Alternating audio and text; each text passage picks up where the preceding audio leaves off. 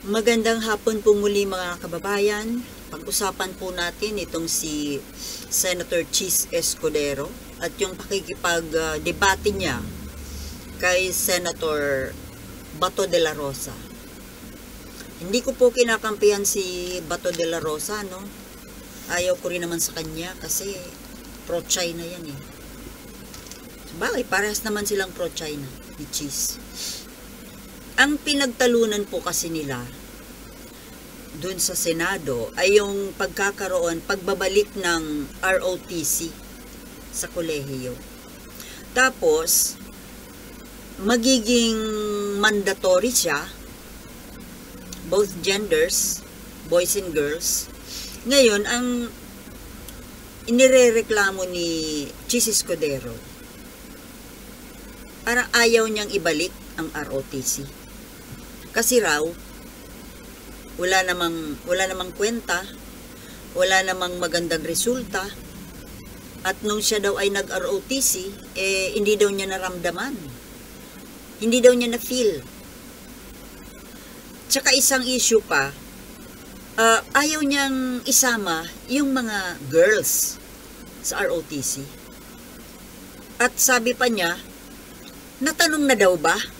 Na-survey na daw ba yung mga kababaihan kung gusto nilang mag-ROTC? Cheese! Teka muna. Kaya nga tinawag na mandatory dahil compulsory sa pilitan. Dahil duty ng mamamayan sa ating bayan na kailangang maging handa. Ito po'y paghahanda nang sa ganun ay maipagtanggol ang ating bayan, ang ating mamamayan, at ating mga sarili pag nagkaroon ng digmaan. At dahil nga may imminent danger of having war. Ngayon, ang hindi ko po maintindihan dito kay Senator Chis ay bakit niya kinukontra? Bakit niya kinukontra ang isang napaka magandang, magaling na hakbang ng gobyerno nang sa ganon ay maging handa tayo kapag nagkaroon ng giyera? Ano ang gusto mo, Chis? Kagaya nung World War II na walang kahandaan yung mamamayan? Kaya binunot na lang sa mga pamilya yung mga kabataang, mga kalalakihan na as young as 15, 16, 17. At walang training.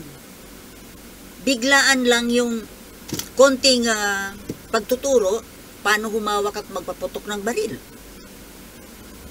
Kaya nga hindi magagaling yung karamihan sa mga army natin noon. Dahil mga bata na walang training. Ngayon, gustong i-train, gustong ihanda ng pamahalaan ang ating mga kabataan, yung mamamayan. Nang sa ganon, ikayanin nating ipagtanggol ang ating mga sarili. Hindi ko po maintindihan dito kay Senator Chis kung bakit init na init siya sa pagkakaroon ng ROTC. Nagmumukha ka tuloy na nagiging tunog NPA ka, Senator. Diba? Sino ba yung kumukontra sa ROTC? Diba yung mga makakaliwa? Ayaw nilang matuto na maging makabayan yung mga kabataan kasi sila yung magtuturo. Sila yung magtuturo na humawak sila ng baril at ibibrainwash na kung paano lumaban sa pamahalaan. Sa paningin po ni Senator Chis ay hindi importante ang ROTC. Hello, Senator Chis. Kagigising mo lang ba? O kagagaling lang sa date ninyo ni Hart? Naturingang nandiyan ka po sa Senado upang maging kaagapay, katulong ng pamahalaan. Pero ito, yung mga kasamahan mo dyan ay mayroong naiisip na magandang hakbang. Ito, sinasawata mo, kinukontra mo, kontrabida. Bakit? Of all people, dapat nga po kayong mga taga-gobyerno, kayong mga mambabatas, kayo dapat ang maghikayat sa mga kabataan na mag-undergo ng training, military training. At dapat po kasama babae. Hindi pwedeng hindi. Kasama babae dapat. Tingnan nyo nga sa ibang bansa, lalo na dyan sa Israel. Bakit ang Israel hindi magapi-gapi ng kahit na sinong malalakas na bansa? Kasi well-trained po sila sa pakikipaglaban. Boys and girls. Yung sumali nga na yung Miss Israel na nanalong Miss Universe noon. Air Force pilot. Piloto ng warplane. Miss Universe yun, ha? Anong gusto mong gawin sa mga kababaihan natin? Maging kikay-kikay na lang, puro pag-makeup na lang, pag-manicure ang alam? O gusto mo maging kagaya na lang ng asawa mong si Hart, na wala nang ibang ginawa, kundi pumorma? Di ba? Ako, hindi ko na nga maintindihan kung anong umaano dyan sa utak niyang asawa mo, eh. Tapos ang payat-payat na. Kala mo maganda yung, well, kanya-kanyang, hindi ko, para, sa akin lang po yun, ha. Sorry, dun sa mga payat. Hindi ko po kasi masyado, very unsightly sa akin yung babaeng sobrang payat. Para nang malnourished. Well, ganun baga ang model? Pumangit tuloy. Well, yan ang gusto niya, eh. Sige, hindi ko yan pinapakialaman. Pero, napapansin ko lang po, itong si Hart Evangelista, parang wala nang misyon sa buhay, kundi pumorma lang. Bakit ba ako napunta doon? Balik tayo kay Cheese. Kayo po, Senator Cheese, huwag nyo nga pong kinukontra. Nahihirapan na nga tayo na kumbinsihin yung kabataan dahil may mga makakaliwang kumukontra. Aba, kailangan po yan, yung military training. Unang-una, yan po ay para ma-inject natin sa kaisipan ng mga kamataan yung pagiging makabayan, yung pagmamahal sa bayan, disiplina, at kailangang ipaglaban yung kanyang bayang tinubuan. Hirap po ngayon ng DepEd na kumbinsihin ang mga kabataan. Karamihan po ay ayaw. Kasi nahuhumaling po sa cellphone, sa pag-Facebook, sa ML, mga computer games. Yung mga kabataan natin ay mahihilig din lang naman sa computer games na gira-girahan. Why not do it in actual thing? Mahilig ka sa baril-barilan, di ba? Yung mga ML na yan, yung mga computer games na yan, yung mga gera-gera, nagpapatayan, nagbabarilan. O di gawing aktual. Alam nyo, maganda po yung matuto ng pagtatanggol sa sarili at sa bayan, yung kabataan natin. Ako po, nag-CAT ako nung high school. Na-enjoy ko yun. Hindi, wala sa hinagap ko na hindi po mag-attend. Kahit na nung fourth year ako, first week pa lang ng, sa second week ng regular classes no, nagkasakit ako ng typhoid fever. Ang taas ng lagnat ko, na-ospital ako ng 10 days. Pagbalik ko ng school, wala nang pahinga. Paglabas ko ng ospital, pumasok na sa school kasi 10 days na nga akong absent. And then, nag-uumpisa na po nun yung CAT. Napaka-frail ko nun. Napakapayat ko. Kung tutuusin, kayang-kaya ko po, pasadong-pasado ako na magpa-exempt. Kasi nakakapagpa-exempt naman po yung may mga sakit na. At nung panahong yon, bigla po nagkasakit. Yung mga kabatch ko, kahit na yung mga napaka-healthy, biglang may sakit. Nakapag-produce ng doctor certificate na kailangan i-exempt sila. Ako dapat exempted. Dahil kalalabas ko lang ng ospital. At talagang grabe yung naging sakit ko. Pero hindi po ako nagpa-exempt. Dahil gusto ko po talagang matikman. Gusto kong maranasan yung CAT. Dahil gustong-gusto ko po yung naka-uniforme ng military at yung nag-undergo ng military training. Hindi nga lang yun ang dapat naging military ako eh. Kaso, naging iba yung istorya ng buhay eh. Now, at pagdating ko po ng college, nag-ROTC din po ako. Kahit na may choices kami, sa NSTP, 3 yung choices. May CWTS, yung Civil Training, Community Welfare Training Service. Yun yung magpupunta sa mga komunidad, magtitrain ng kung ano-ano diyan, maglinis.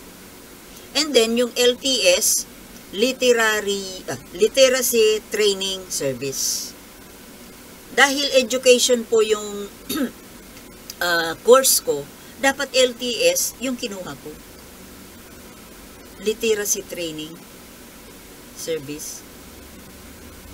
Education na rin yun. At yung pangatlo nga po ay yung military preparedness. Yun, ROTC. Yun po yung kinuha ko. Kasi gusto ko po talaga na maranasan ulit yung pagtitraining ng military. Kasi tuwang-tuwa po ako nagmamarcha. Tapos yung mga command na biglang ganon. Tuwang-tuwa po ako yung sabay-sabay na nagmamarcha, sabay-sabay sa pagsunod sa mga commands. Natutuwa po ako sa ganon. At hindi naman, yung iba kasi natatakot eh. Takot yung iba. Takot dun sa mga punishment. Diyos ko, ako nga noon eh. Lagi ako napapanish yung squat. 25 counts, tapos naka-squat ka. Eh, bagong labas ako sa ospital, my God. Minsan, nagkukulaps ako sa grounds, mainit. Tapos nakalagay dito yung, di ba yung wooden rifle? Kahit wooden yun, mabigat. Mabigat siya, napakaliliit nung katawan ko, nung mga braso ko, kakalabas ko lang ng ospital. Pero talagang nag-ano po ako. Pati nung college ako. Kahit LTS dapat kinuha ko, talagang ROTC, yung pinili ko. Nakakatuwa kasi yung ng CAT noon, yung bivouac, yung parang final exam. Yung may ano nun eh, parang reenactment, mga kunwari ambush, tapos baril-barilan, yung gulong-gulungan sa sa damuhan. Uy, exciting kaya. Hindi ko maintindihan itong mga kabataan kung bakit takot. Well, kanya-kanyang maganda yung military training ha. Ako gusto ko yun eh. Exciting po kung may mga nakikinig pong mga estudyante. Maganda po yung military training, sa totoo lang. Kailangan maranasan po ninyo. Pag hindi po ninyo dinanas yung CAT at ROTC, parang na-miss nyo yung 1/3 of your school days. Maganda po yun. Disiplina talaga. Ngayon, maganda sana po yung pinapanukala actually panukala na ito dati pa ni VP Sara at saka ito ni Senator Bato, na kinontra nga po ni Cheese. Tapos ang gusto pa niya mangyari, tanungin daw yung mga kababaihan kung gusto mag-ROTC. Hello? Alam nyo, Senator Cheese, taga-gobyerno kayo, mambabatas kayo. Pero kapag sinabing mandatory, hindi ka dapat tatanggi. Mandatory nga eh. Persahan yan. At kailangan talaga po mandatory. Yang military training na yan. Kailangan po maging handa kasi ang mga mamamayan, ang citizens. Kapag bigla tayong nilusob ng mayroong gustong lumusob sa atin eh. Aanga-anga tayo pagdating ng panahon. Yung mga kabataan, anong hawak-hawak nila cellphone. Maglalaro ng ML. Imbis na baril ang hawak. Napaka-stupid naman po nitong pagkontra na ito ni Cheese Escudero. Para ano po ba ito, Senator Cheese? Pang grandstanding? Gusto mong makuha yung mga kalooban ng mga kababaihan na parang pinoroprotektahan mo sila na ayaw mo silang maarawan? Ayaw mo silang mapagod? Ipinagbawal na po ngayon yung pagpapahirap, sa totoo lang. Noong kasi maraming abuses din yung mga officials. Pero ngayon, inalis na po yun. Wala nang ganun. Yun kasi ang kinakatakutan ng mga kabataan eh. Pwede ho ba, Senator Cheese, wag naman kayong kontrabida? Anong gusto nyo? Walang kaalam-alam, walang kamuwang-muwang yung mga kabataan natin, yung mga tao, na pag nilusob ng kalaban eh, ni hindi marunong ipagtanggol ang sarili niya? Pwede ba? Kung mag-grandstanding kayo, ay pili-piliin nyo naman ang issue. Maselang issue po ito. Dahil mayroon po tayong kalaban na superpower na inaabuso tayo. Tapos itong mga nagagalit sa China, sa panghaharas ng China, pero pag tinawag mo na mag-military training, ayaw. Ano pala? Sino magtatanggol sa atin? Akala mo yung EDCA sites, yung tulong ng Amerika? Ewan, kung papadalhan tayo ng mga sundalo, baka padalhan lang tayo ng armas. Kagaya nung sa Ukraine. Wala naman silang pinadalang sundalo ah. Mga Ukrainians ang lumaban. Pinadalhan lang sila ng armas. Kaya baka ganun din ang gawin sa atin. Papadalhan lang tayo armas. Kaya nga dapat marunong tayong humawak, magpaputok ng armas. Tayo po yung magtatanggol sa sarili natin pag nagkataon.